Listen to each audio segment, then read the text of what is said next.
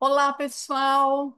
Seja muito bem-vindo aqui ao nosso programa Diálogos 2025. Para quem ainda não me conhece, eu sou a Neuza Maria Bojiquian, sou pesquisadora do INCT para estudos sobre os Estados Unidos e integrante do programa de pós-doutorado da Unicamp, especificamente do Departamento de Ciência Política.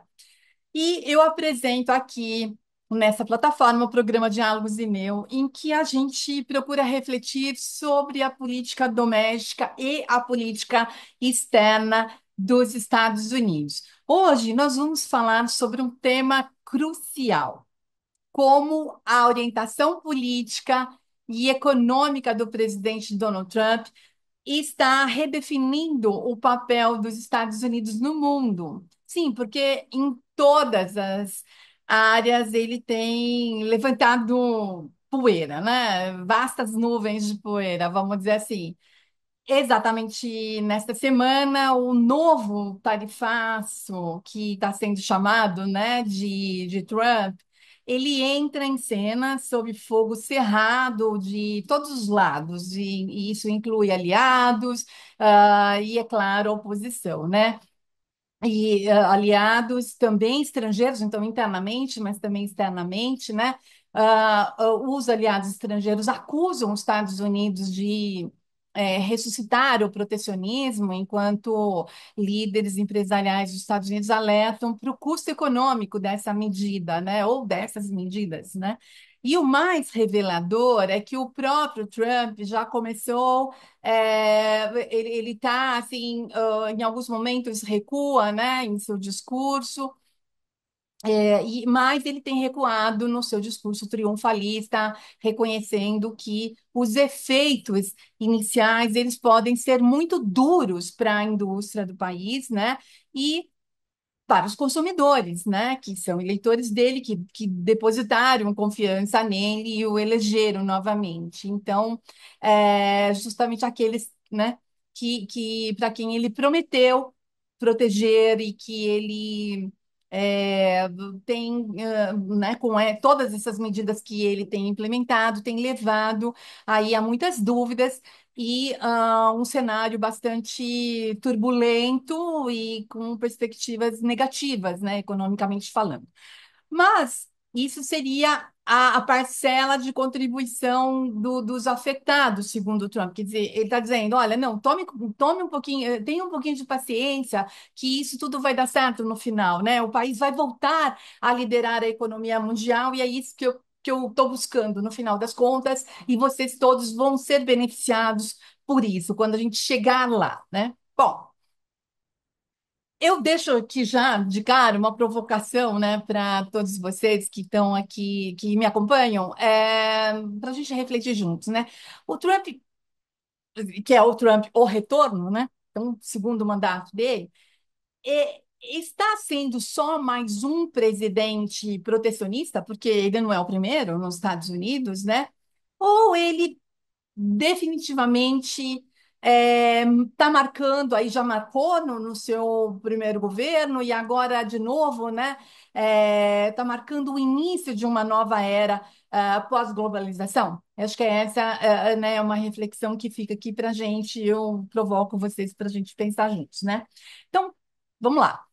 O que eu queria trazer aqui num primeiro bloquinho, vamos dizer, de notas, né? Um primeiro bloquinho aqui de fala, né? Eu queria falar um pouquinho sobre a crise do neoliberalismo e a ascensão do nacionalismo econômico, que está sendo aí, que foi apresentado por Trump, principalmente, né?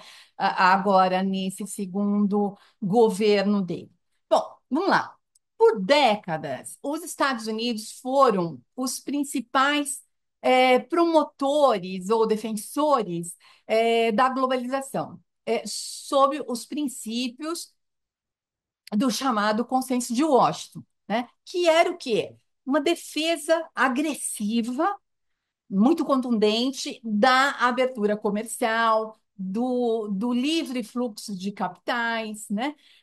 Das privatizações e da desregulamentação, de um modo geral. Aquela reforma, né, que eles exigiam, as agências, os Estados Unidos, na sua política externa, de um modo geral, exigia isso, e ele colocava para trabalhar a favor dessas orientações as agências internacionais, né, os organismos multilaterais, né? E a lógica era muito clara, no sentido de que os mercados deveriam ter primazia sobre as decisões de política econômica dos estados, né? E esse era um modelo que era apresentado como uma solução universal, um tamanho único que serve para todos os problemas, para todos os estados, quaisquer que fossem os níveis de desenvolvimento desses países. Era o tal, então, o que a gente chama de tamanho único e perfeito, né? E o indicador de sucesso era o crescimento do PIB. Então, eles diziam, não, o PIB vai crescer, o PIB não cresceu, o PIB cresceu, quer dizer, tudo era medido pelo o crescimento do PIB, parecia que estava tudo indo muito bem, obrigado, né? Só que não, né? Logo, logo o problema se escancarou, que é o quê? A desigualdade, principalmente, né? A desigualdade econômica.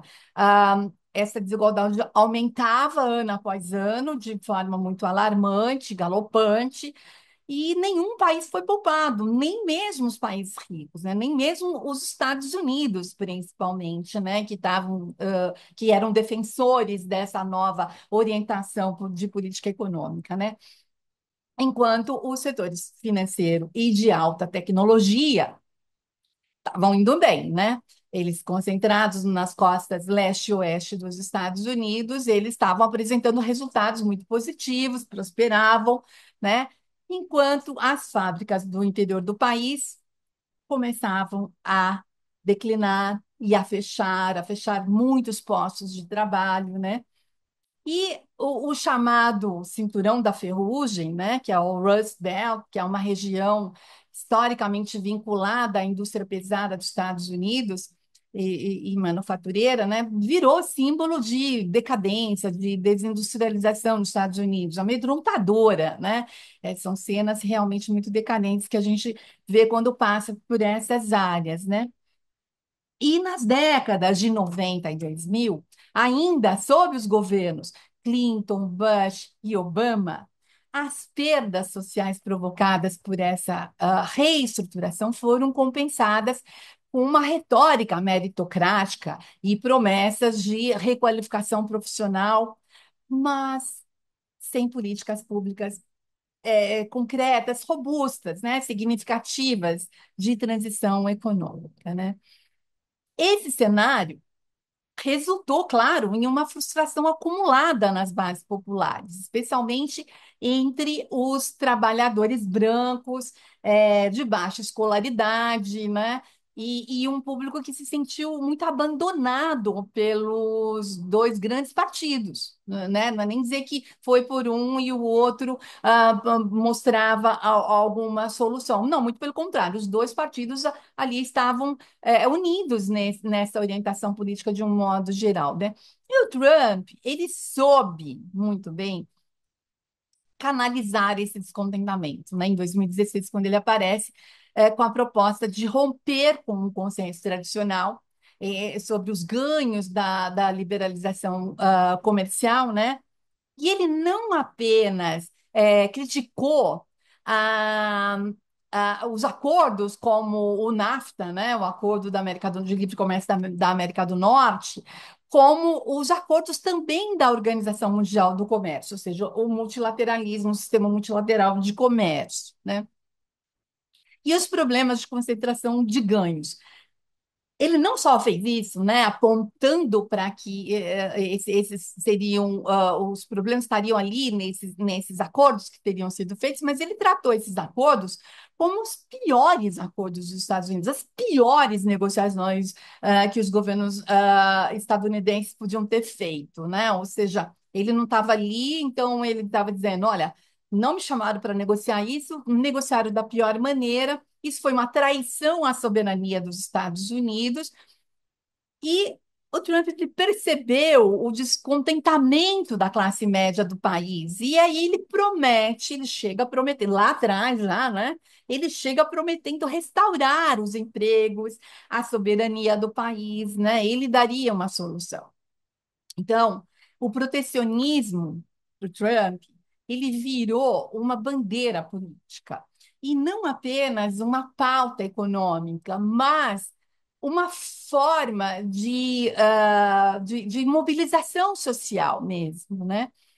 Ele prometeu resgatar os empregos desses lugares, principalmente desses estados onde estavam com muitos problemas, enfrentando muitos problemas, né, de desemprego, custo de vida muito alto, então, e que estavam abandonados, que teriam ido para outros centros urbanos, e aí, até você se recolocar nesses outros centros, você enfrenta muitos problemas, né? Então, ele promete resgatar os empregos industriais, inclusive, né, por meio, inclusive não, principalmente, né, por meio de quê? De tarifas. Então, ele iria renegociar numa dinâmica bilateral e fazer uma relocalização da produção, né? Trazendo essa produção para dentro dos Estados Unidos, né? E a gente começou a olhar para a bandeira do America First, que ele chega, né, com essa bandeira, ele apresenta essa bandeira, e vê-la como a gente começa a vê-la como uma política protecionista. Mas não é só isso. A gente poderia pensar que isso era uma resposta simbólica e material à crise do neoliberalismo. Sim, sim, porque o Trump ele não ficou somente nas promessas, né? Logo nos primeiros meses do governo dele, a gente lá atrás, estou falando de 2017 a 2021, né? Ele chegando, né? Ele rompeu com compromissos muito importantes assumidos pelos Estados Unidos, alguns muito recentemente, né? Naquele momento, e ele rasga os acordos que haviam sido feitos pelos Estados Unidos, né? Ele rasgou primeiro o acordo transpacífico, né, o TPP, que era um acordo que envolvia vários países, né, inclusive a área do Pacífico, né? Então,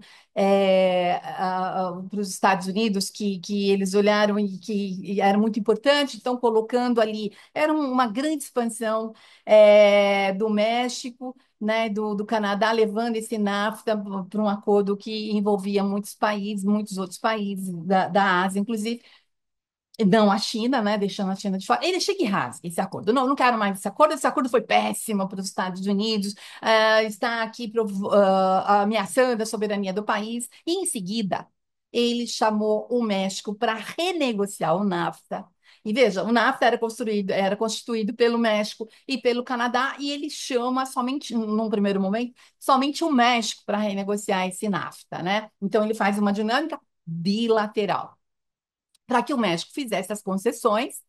E aí depois o Canadá, que teria mais poder de barganha nesse caso, chegaria para ser apenas assinar o acordo, aceita ou não? É pegar ou largar. É assim que o Trump fez naquele momento, quando ele estava chegando no governo, no primeiro mandato dele, né?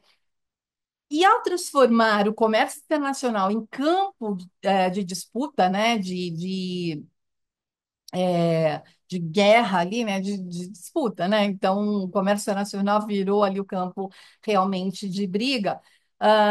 No primeiro mandato dele, ele armou um jogo em que ele então colocava a soberania nacional de um lado e globalismo do outro, que era a péssima escolha que teriam feito.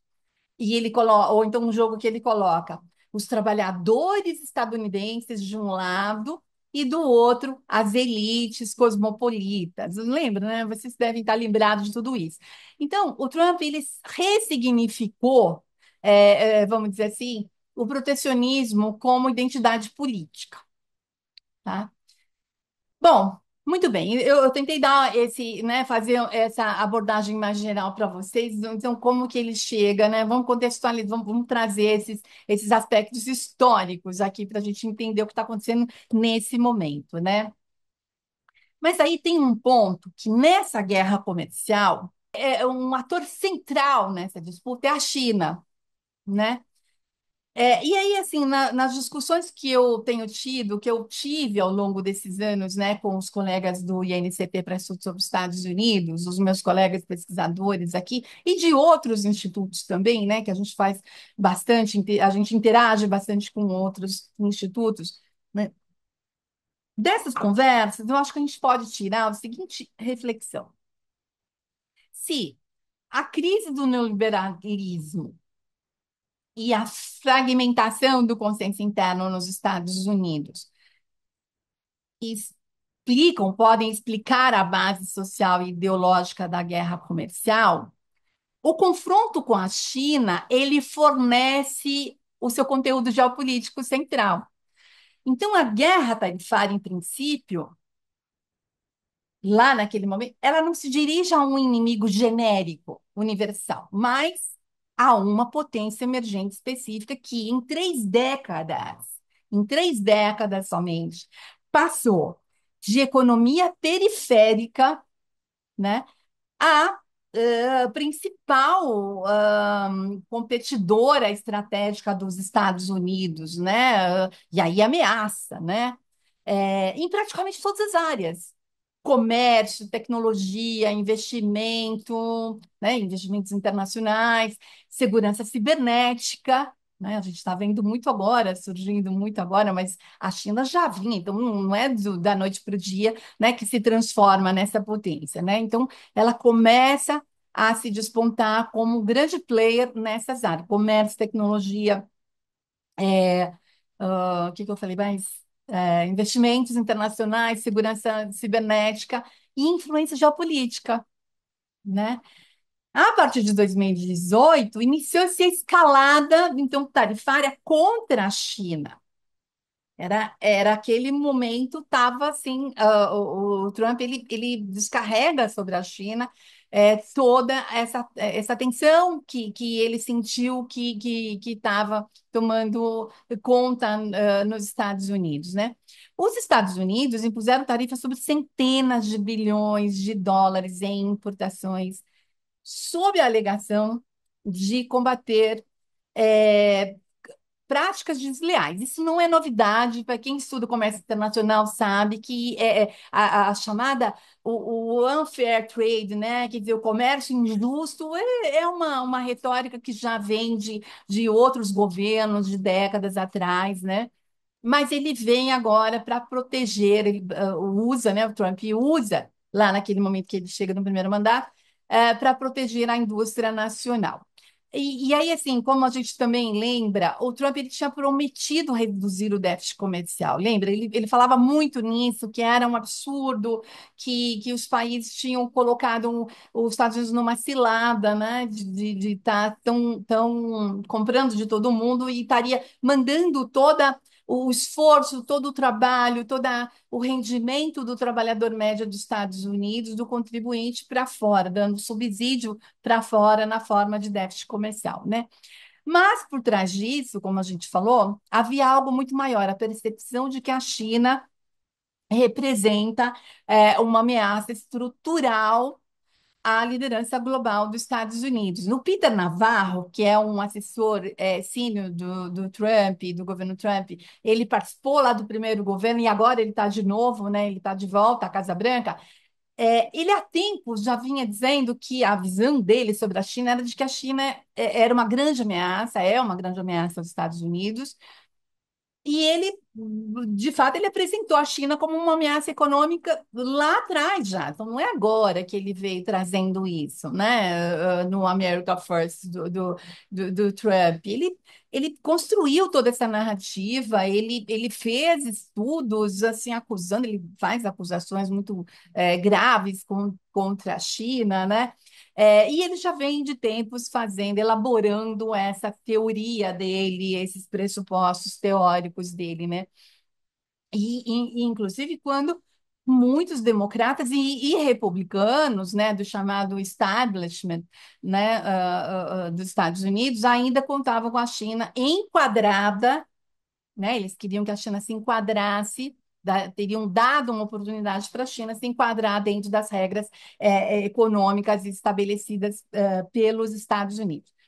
E hoje, essas figuras tradicionais, né, do establishment dos Estados Unidos, veem a China, na verdade, como uma rival, né, uma competidora e muito preocupante, mesmo que eles pensem que o Peter Navarro, esteja errado sobre a solução política correta. Então, assim, a forma de abordagem do que o Peter Navarro sugere eles discordam, mas eles também estão convergindo na ideia de que, de fato, a China é uma grande ameaça e que ela se aproveitou da boa-fé dos Estados Unidos e dos aliados dos Estados Unidos, enfim. Bom, e a proposta, a resposta chinesa no primeiro mandato de Trump foi imediata, óbvio, né? Quer dizer, mudaram a regra toda do jogo, Pequim retalhou com sanções próprias, atingindo aí setores muito sensíveis nos Estados Unidos, como o setor agrícola, né? Que a gente mais lembra, mas enfim, ela também direcionou o seu foco para a autossuficiência e mais investimentos, né, em inovação tecnológica, né? E com isso estava focando a interdependência comercial entre os dois países, né? Que por décadas era tida como sustentáculo da estabilidade global. Foi fortemente abalada, né? Quer dizer, então manda uma se está sofrendo retaliação, se está sofrendo imposição de tarifas, novas tarifas adicionais ao que vinha sendo estabelecido, ela se acha no direito, né? A China, como um grande ator global, se acha no direito de retaliar, e ela faz isso com várias medidas, né? Inclusive visando aí a sua autossuficiência, e aí acaba atingindo essa essa, esse sustentáculo da estabilidade global, né? Então, o Trump, ele mexeu no tabuleiro. E aí a China responde também, mexe, né, ajuda, está querendo reconfigurar as pedras e ela está olhando para dentro, porque de fato ela tem muitos problemas internos, ela precisaria resolver. Então, o Trump, ele rompeu com a lógica da interdependência, né? Então, esse é o resultado final. Então, a confrontação comercial iniciada por Trump contra a China então, sinalizou aí o início de uma nova fase das relações internacionais, na qual o comércio deixou de ser um campo de entendimento, né? Não exatamente de cooperação, né? Que tem todo um conceito de cooperação e competição no comércio internacional, nas negociações internacionais de um modo geral, mas deixou de ser um campo de entendimento, de coordenação, para se tornar, então, um instrumento de disputa geopolítica. E, e o conflito tarifário, na prática, representou o início do desacoplamento econômico entre as duas maiores potências do planeta, né, com repercussões aí sobre as cadeias produtivas, os fluxos de capitais, os fluxos financeiros, os regimes, as regras de inovação, né, os regimes de inovação e alianças políticas globais, né? E aí veio o Joe Biden, democrata, que assumiu o governo a partir de janeiro de 2021. O Trump perdeu para o Biden, né, para o democrata. E aí o Biden, o que a gente vê com ele, que apesar da mudança de governo, né, então apesar de ter havido essa mudança de governo, a guerra comercial, ela não foi desfeita, né, nesse novo ciclo, nesse novo governo que entrou em 2021. Essa guerra comercial, ela apenas foi revestida, vamos dizer assim, de um tom diferente, né? Ela pegou uma outra nuance, né? Em vez de gestos, assim, espetaculares, jogando bomba nas negociações, né, descompensando as contrapartes, uma retórica muito agressiva, abusiva. O democrata, diferente, né, tem um perfil completamente diferente, ele adotou uma abordagem mais, além de mais diplomática, mais técnica, e aí, numa tentativa de ser mais coordenada, ah, né, essa abordagem ser mais coordenada com os aliados tradicionais dos Estados Unidos. Mas ele manteve as tarifas impostas por Trump. De um modo geral. Então, assim, isso é uma coisa que não tem como discordar, né? E, além disso, a política industrial do governo Biden, focada em semicondutores, né? Energia limpa, cadeias críticas, que eles chamam de cadeias críticas, né? Da indústria, ela aprofundou o distanciamento estratégico em relação à China. Ou seja, o confronto não parou, ele se institucionalizou, vamos dizer assim. Então, eu acho que tentei fazer uma abordagem ampla do que está acontecendo, né? Nessa nova visão de mundo dos Estados Unidos, né? De instrumentalizar aí a política comercial para fins aí de política externa de modo geral, e interesses geopolíticos, né? Então, se você gostou desse vídeo, deixa seu like, seu comentário, compartilha o vídeo com outras pessoas e continue acompanhando os nossos conteúdos. Agradecida aqui imensamente por você assistir aqui comigo esse vídeo, esses vídeos todos que a gente produz aqui, que vai continuar produzindo aqui em 2025. Até breve, a gente se vê lá.